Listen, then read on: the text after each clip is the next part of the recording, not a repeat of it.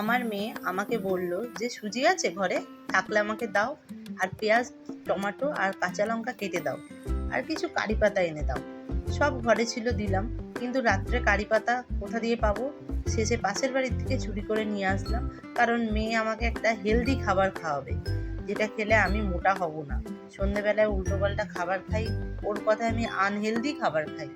যাই হোক, তারপর আমাকে রান্নাঘর থেকে বের করে দিয়ে বলল যে যাও, তুমি গিয়ে বসো, আমি তোমার জন্য খাবার করে নিয়ে আসছি। এর আগের দিন ও আমাকে একটু জ্ঞান দিল যে হেলদি থাকার জন্য ব্রকলি খাও, ওটস খাও, জল বেশি করে খাও।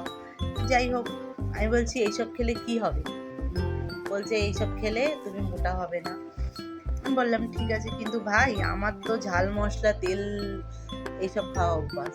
কিছুক্ষণ পরে দেখি আমার জন্য সুজি করে নিয়ে এসে উপস্থিত, সুজির উপমা, অ্যাকচুয়াল সুজি না, সুজির উপমা।